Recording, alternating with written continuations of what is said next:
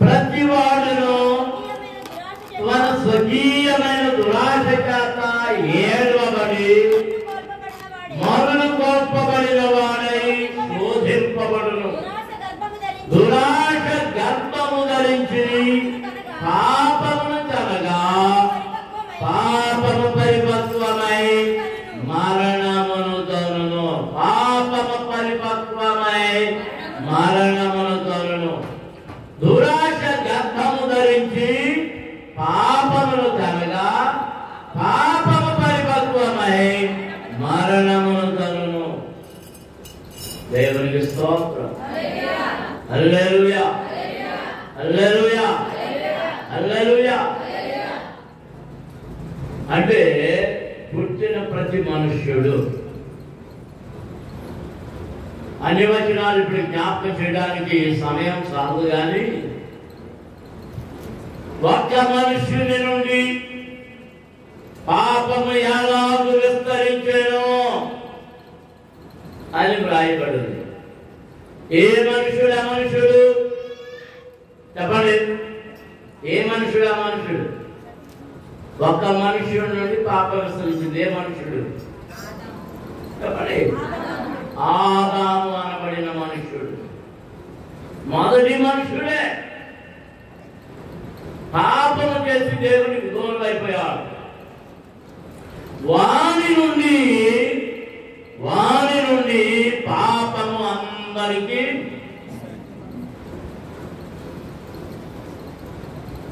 వారసత్వమైంది. ఈ మధ్య జన్మ పాపముందా అని ప్రశ్నలు వేస్తున్నారు కొంతమంది భక్తిపరుడు, భక్తపరుడు. వాళ్ళు ఏం చెప్తున్నారు నాకు తెలియదు, కానీ వాక్యం ఏం చెప్తుందంటే ఒక్క మనుష్యుని నుండి పాపము మనుషులందరికీ. మరి అదే జన్మ పాపం.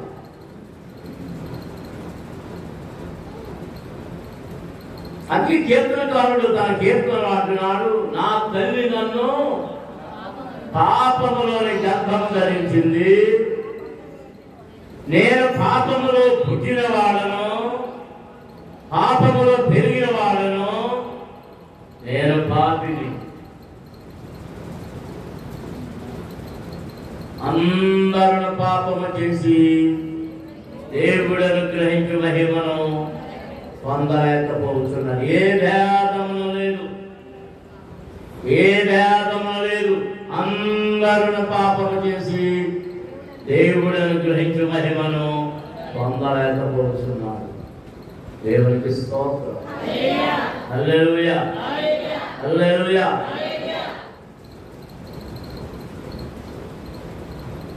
ఈ పాపాన్ని వదిలించుకోవాలి అంటే మన దేహానికి మురికి పడితే ఏం చేస్తాం? అంతేనా? కడుపులు ఏమవుతుంది? కాస్త వస్తూ పోతుంది. ఇంకా ఏం చేస్తాం సాయంత్రం? మరి మీరు ఏం చేస్తారు నాకు తెలీదు. మీరు ఒక నెల వరకు స్నానం చేయరు, నేను మాత్రం ఉదయం సాయంకాలం స్నానం చేస్తాను. పూర్ణ వర్షం చేస్తున్నా స్నానం అంటున్నాయా? పూర్ణ వర్షం కొరగానే ఏం చేయనంటే నేను మాత్రం స్నానం చేయాలి, మురుగులు తెలుసుకోవాలి. అమెరికా వెళ్ళినట్టు చల్లగా నీళ్ళు ఉన్నా కానీ ఎవరో గేదెలు వేయించుకొని స్నానం చేయాలి. స్నానం చేయాలి మురికిపోవడానికి. దేహానికి పట్టిన మురికిపోవడానికి స్నానం చేసినట్టుగా హృదయానికి పట్టిన పాపము మురికిపోవడానికి ఇదిగో బాప్తిస్మపు స్నానము చేయాలి. అందులో దేవుడికి స్తోత్రం చేయాలి. హల్లెలూయా. బాప్తిస్మం ఎప్పుడు ప్రారంభమైంది? ఈ మార్కు సువార్త మొదటి అధ్యాయం మొదటి వచనం చదువుతున్నప్పుడు అక్కడ తేటగా వ్రాయబడింది. మళ్ళీ చదవడం మాట మొదటి నుండి. దేవుని కుమారుడైన యేసుక్రీస్తు సువార్త ప్రారంభము ఇదిగో నాకు ముందుగా నేను పంపుతున్నాను, అతడు నీ మార్గములను సిద్ధపరచును. ప్రభు మార్గములను సిద్ధపరచుడి, అతని త్రోవలను సరళము చేయుడని అరణ్యములో కేకలు వేయుచున్నా అని యెషయా చేత వ్రాయబడినట్టుగా బాప్తిస్మమిచ్చు యోహాను అరణ్యములో ఉండి పాప క్షమాపణ నిమిత్తము మారు మనస్సు విషయమై బాప్తిస్మమిచ్చుచుండెను. దేవునికి స్తోత్రం. హల్లెలూయా. ఆయన యామను బాధ్యాత్రాలు ఆ అరణ్యములో కూర్చొని ఇదిగో దేవుని రాజ్యము సమీపమైంది అక్కడ చదివితే మార్కు సువార్త దానికి ముందు యోహాను చెరపట్టబడిన తరువాత యేసు కాలము సంపూర్ణమై ఉన్నది, దేవుని రాజ్యము సమీపించి ఉన్నది, మారు మనసు పొంది సువార్తను నమ్ముడని చెప్పుచు దేవుని సువార్త ప్రకటించుచు వచ్చెను. దేవునికి స్తోత్రం. అందరూ స్తోత్రం చేయించుదా. హల్లెలూయా, హల్లెలూయా. మనం అదే లూకా సువార్త 3వ అధ్యాయము 3వ వచనం చదువుదాం. అంతరంగులు వచ్చి పాప క్షమాపణ నిమిత్తము మారు మనసు విషయమైన బాప్తిస్మము పొందవలెనని యొర్దాను నదీ ప్రదేశమందంతటా ప్రకటించుచుండెను. ప్రభు మార్గము సిద్ధపరచుడి, ఆయన త్రోవను సరళము చేయుడి. ప్రతి పర్వతము పూడ్చబడును, ప్రతి కొండయు మెట్టయు అలమటియబడును. వంకర మార్గములు తిన్నని వదును, కరుకు మార్గములు నమ్మని వదును. సకల శరీరులు దేవుని రక్షణ దూతలు అరణ్యములో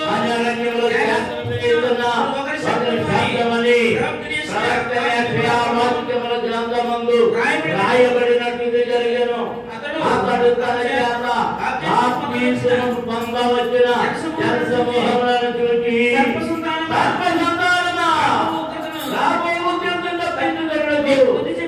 నీకు బుద్ధి చెప్పినవాడు ఎవడు? దేవునికి స్తోత్రం.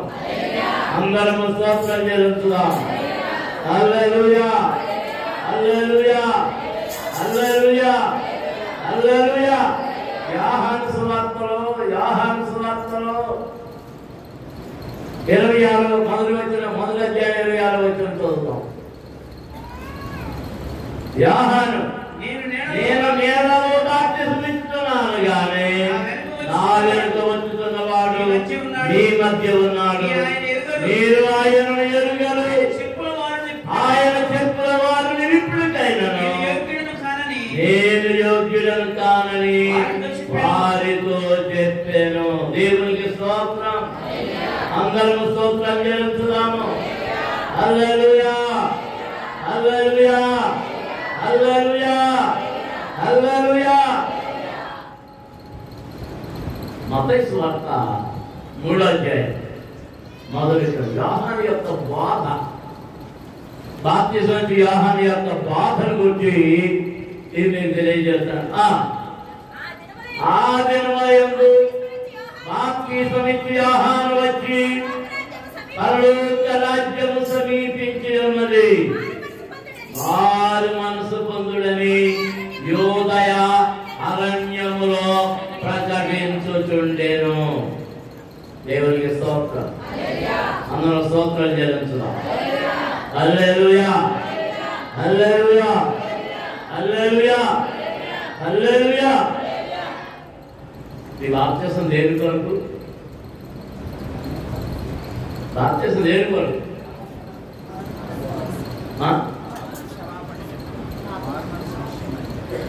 మారు మనసు పొందిన వారు పాప క్షమాపణ నిమిత్తము బాప్తిసం.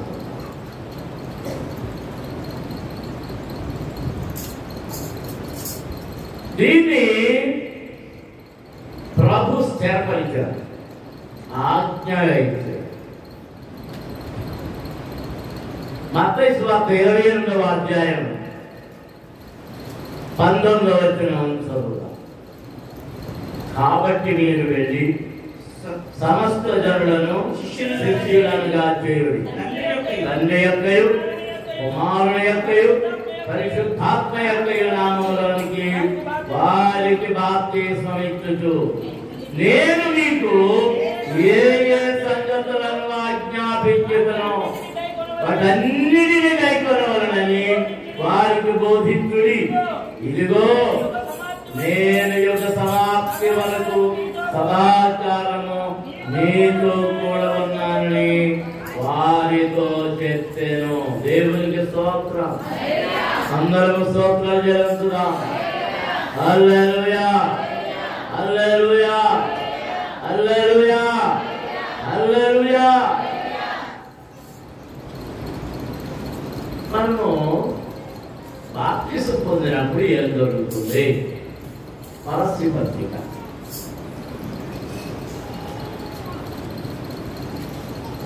దానికి ముందు మనం అపోస్తలుల కార్యములు 2వ అధ్యాయం, అపోస్తలుల కార్యములు 2వ అధ్యాయం అక్కడ పెద్దలు అపోస్తలుడు ఏకంగా నిలబడి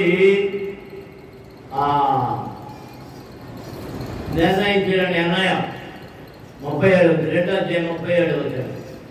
వారు ఈ మాట విని హృదయంలో నసుకుని సహోదరులారా మేము ఏమి చేద్దామని పేతురును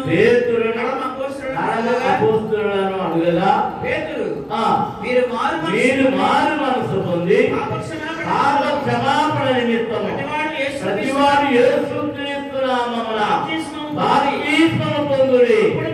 అప్పుడు మీరు పరిశుద్ధాత్మను వరము పొందుదురు. దేవునికి స్తోత్రం. హల్లెలూయా, హల్లెలూయా, హల్లెలూయా.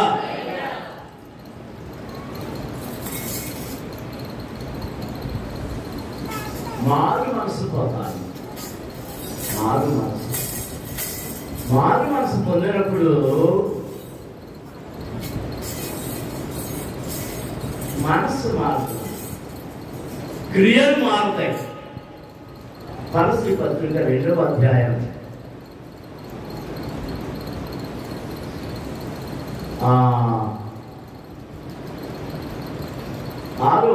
8వ వచనం చదువుతాం.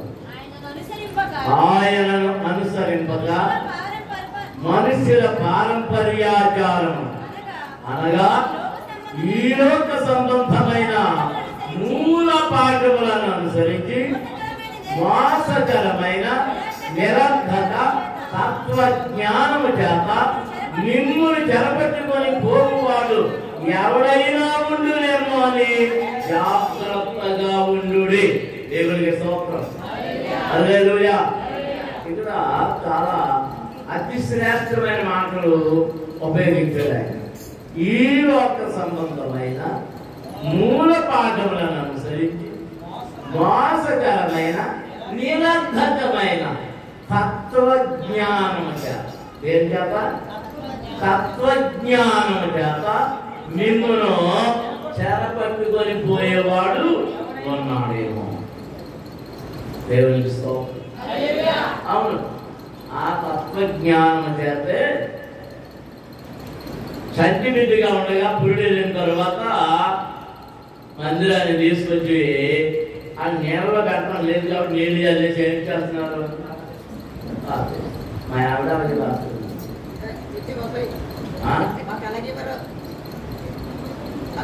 రాముడి యాత్రికుడు రోజులన్నోడు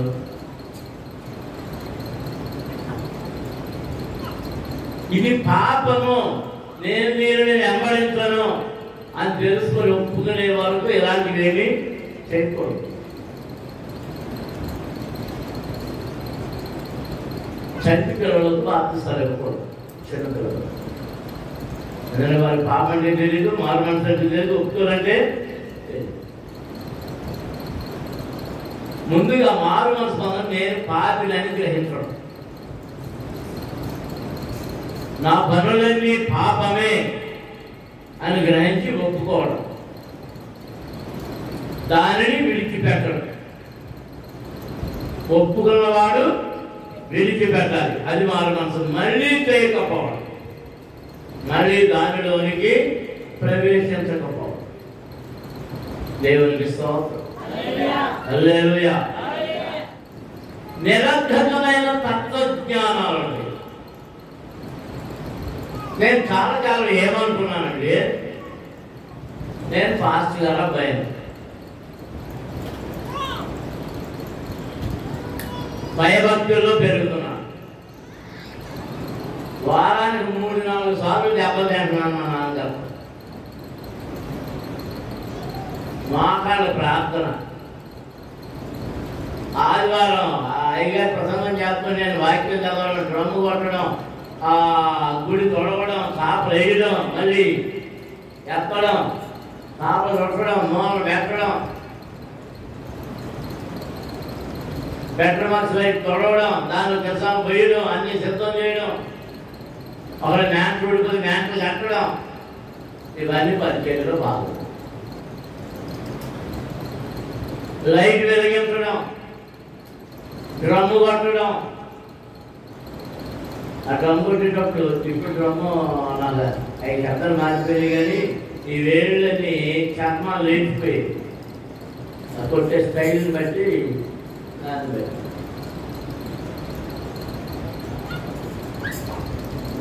ఇవన్నీ చేస్తున్నా. నాకు బాప్తిసం అవసరమా? అక్కలే. నేను ఎవరబ్బాయిని చిన్నప్పటి నుంచి ఏం చేస్తున్నాను, ఎప్పుడు సినిమాకి వెళ్ళా, సినిమాలు తేడా ఉంటుందో తెలీదు. అలాంటి పరిస్థితి అంటే అది అక్కర్లేదు, అక్కర్లేదు. ఏ జ్ఞానం ఇది చెప్పండి? నిరర్ధకమైన జ్ఞానం. పాపము లేని వారు అనుకుంటున్నామా? అందరమును పాపులమే, ఏ భేదము లేదు. అందరూ పాపము చేసి దేవుడు అనుగ్రహించు మహిమను పొందలేకపోతున్నారు. దేవునికి స్తోత్రం. రామపత్రికలతో పుస్తకం పొందంటున్నాడు, ఒక మనుషుని ద్వారా పాపము ఎలాగ వచ్చినదు ఈ లోకమునకు, మీరు పాపమునకు దాసులై ఉంటుంది. చూడండి 5వ అధ్యాయం, రామపత్రిక 5వ అధ్యాయం 12వ వచనం చదువుదాం. ఇట్లుండగా ఒక మనుషుని ద్వారా పాపము ద్వారా మరణమును లోకములో ఎలాగ ప్రవేశించెనో అలాగుననే మనుషులందరూ పాపము చేసినందున మరణము అందరికీ సంప్రాప్తమాయెను. ఆ పాపం వలన మనకి ఏమొచ్చింది? మరణం వచ్చింది. దేవునికి స్తోత్రం. ప్రతిపాలసీ పత్రికలు అనుకుంటాం.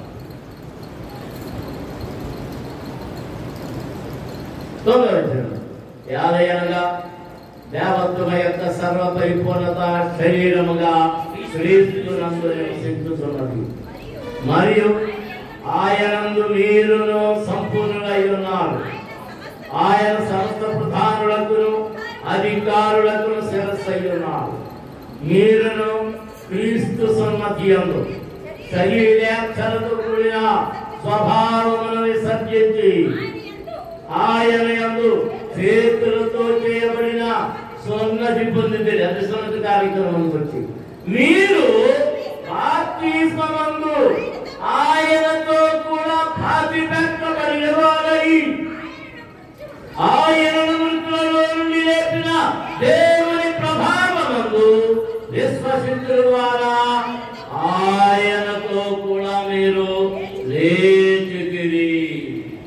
దేవునికి స్తోత్రం. హల్లెలూయా, హల్లెలూయా. ముంతల బాప్తిస్మమే ఇవ్వాలి అని ఎందుకు చెప్తామంటే, చనిపోయిన వాడిని పాతి పెట్టాలి. చనిపోయిన వాడిని ఏం చేయాలి? మనం ఎలా ఉన్నాం? ఎఫెసీ పత్రిక 2వ అధ్యాయం 1వ వచనం చదువుతుంది. మీ అపరాధముల చేతను మీ పాపముల చేతను మీరు చచ్చిన వారై ఉండగా క్రీస్తుతో కూడా ఆయన ఏం చేశాడు? బ్రతికించాడు. దేంతో చచ్చిపోయాం? కాబట్టి అందరము వాక్యం చెప్తుంది, నీతిమంతుడు లేరు, ఒక్కడైనను నీతిమంతుడు లేరు. ఒక్కడైనా నీతిమంతుడు. అందరూ పాపం చేస్తారు, అందరూ పాపం చేస్తారు. ఆ పాపాన్ని ఎరిగిన వారమై ఒప్పుకోవాలి. మనం ఆడుతున్న అబద్ధములు ఒప్పుకోవాలి. మనం చేస్తున్న మోసాలు ఒప్పుకోవాలి.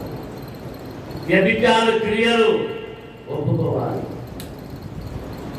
దొంగతనములు ఒప్పుకోవాలి. అది ఎట్టి విధమైన అపరాధమైన, కంటి పాపమైన, చెవి పాపమైన, దేహ పాపమైన, చేతి పాపమైన, కాలి పాపమైన, విడిగిడి పాపమైన, ఏ పాపమైనా మనము ఒప్పుకోవాలి. నోటితో ఒప్పుకోవాలి. ఒప్పుకొని దాన్ని ఏం చేయాలి? విడిచిపెట్టాలి. గొంగళి పురుగు తన దేహంలో అసహ్యమైన దేహమును ఎలాగూ విడిచిపెడుతూ ఉన్నదో అలాగే మన పాప స్థితిని విడిచిపెట్టాలి. దేవునికి స్తోత్రం. అందరూ స్తోత్రం చెల్లించుదాం. హల్లెలూయా, హల్లెలూయా. గట్టిగా స్తోత్రాలు చెల్లించండి. ఇప్పుడు బాప్తిసం పొందడానికి నీళ్ళలోనికి దిగుతున్నాం. పాతి పెట్టేవారిని చూసారా మీరు? పాతి పెట్టేవారు చూడలేదా? పైన ఈసారి చనిపోయిన వారు ఎవరన్నా తీసుకెళ్తుంటే పోయి చూడండి. ఏం పర్వాలే, యేసు ప్రభువుని సమాధులు పెడతానికి వచ్చినప్పుడు శ్రీలందరూ వెళ్ళలే, మనదంతా పడేయి. కానీ ఏమన్నా పాడు మాట్లాడలేదు.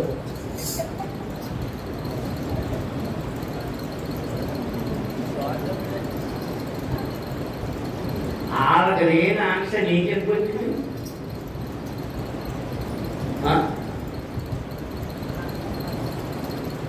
వాళ్ళు వెళ్ళారు, ప్రభువుని ఎక్కడ పెట్టారో చూశారు. అందుకే మళ్ళీ ఆదివారం తెల్లవారే పరిగెత్తుకుని వెళ్ళారు.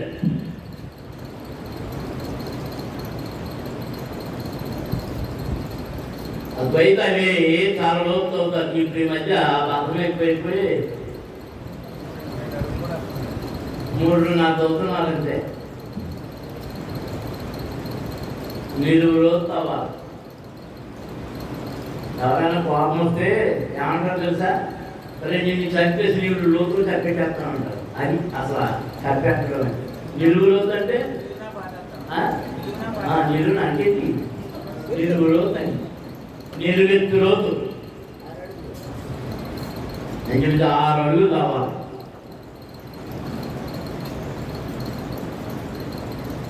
నిలువున అంటే నిలబెడతా కాదు, నిలువు లోతు.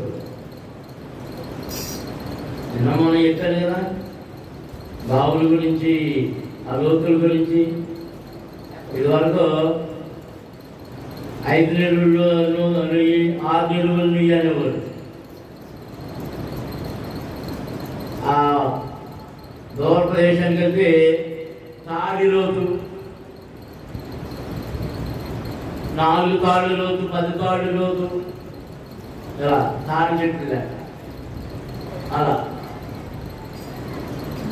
ఇప్పుడు బాధ పెట్టడానికి వెళ్ళినప్పుడు ఎంతమంది మోస్తారు?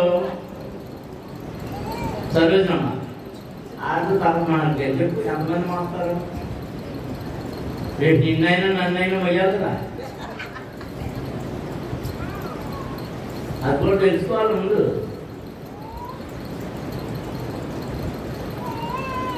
కనీసం నలుగురన్నా పోయారు, 4 మూలలో పట్టుకుని అలా తీసుకెళ్ళాక ఆ గోతులో దింపేటప్పుడు అందరూ సాయం పడతారు. ఇప్పుడు పెట్టి వచ్చాక ఏం చేస్తున్నారంటే తీసుకెళ్ళే తాడు తీసుకెళ్ళి దింపుతున్నారు. కొంతమంది ఏం చేస్తున్నారు, అలా కాకుండా 2 దిగుతున్నారు ముందాడు. 2 దిగి సాయం బట్టి అందులో పెట్టి అప్పుడు పైకి వస్తున్నారు. అప్పుడు మంచి తప్పేస్తారు. సరే, ఇప్పుడు ఇక్కడ బాప్తిస్మడానికి దిగినప్పుడు బాప్తిస్మం ఇచ్చే వ్యక్తి, బాప్తిస్మం పొందే వ్యక్తి నేలలోకి దిగుతారు. బాప్తిస్మం ఇచ్చే వ్యక్తి ఏం చేస్తారు, ప్రమాణాలు చేయిస్తారు. అమ్మా ఏంటమ్మా, ప్రమాణాలు చేయిస్తారు. నువ్వెందుకు బాప్తిస్మం పొందుతున్నావు ఏంటో చెప్పాలి. ఇష్టమో కాదు, ఎవరైనా బలవంతం చేశారో, మీ ఆనపడి చేసిందో, మీ మేనకోళ్ళ చేసిందో, మీ మేనకోళ్ళు చేసిందే, మీ మేనకోళ్ళ వాళ్ళగా బాప్తిస్మం పొందుతున్నావు. లేదా మీ అత్తగారు, మా అప్ప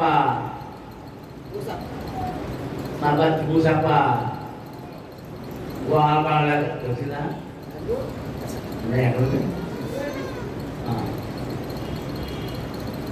ఎక్కడ పూసప్ప అంటారు. వాళ్ళ అమ్మగారికి పేరు భర్తీ. నేను చేసే భక్తుడు పోవడం.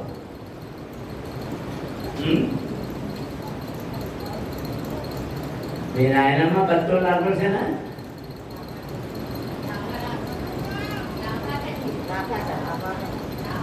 లాపాక.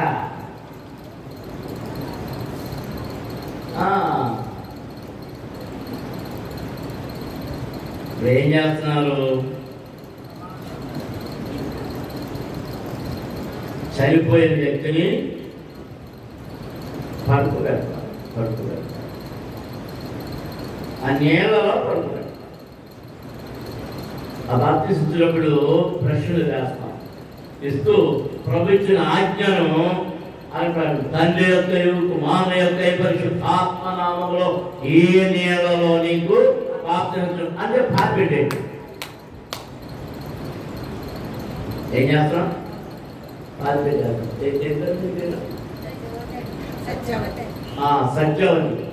సత్యవతిని పారిపెట్టేస్తే సత్యవతి ఏమైపోతుంది, పాప సత్యవతి చనిపోయింది. ఇప్పుడు మళ్ళీ సత్యవతి వస్తుందా, ఎవరు వస్తారు? మళ్ళీ లేపేస్తాం కదా, ఆలోచించేస్తాం. మేమేమనుకున్నామంటే నాగమణిని పారిపెట్టేసాం, క్రిస్టియన్గా వచ్చింది అనుకున్నాం. అదైతే నేను ఇంకా నాగమణి ఉన్నాను అనుకున్నా. లేదా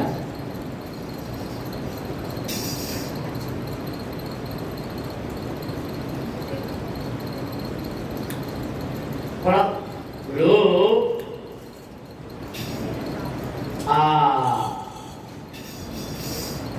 ఏంటది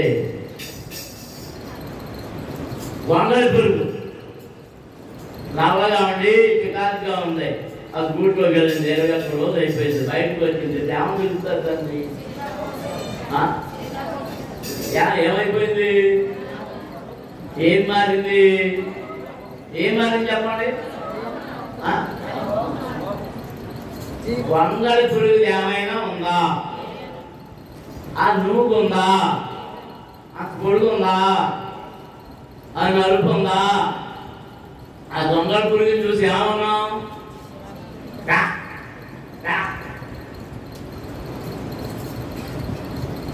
నా కూతుళ్ళు నా మనవరాలు వచ్చి ఆ తలుపు జాంగాడు అని అనుకొచ్చేస్తారు. ఏంట్రా లిజార్డ్ అంటే బలి, కప్పల బలి అంటే పాత్ర.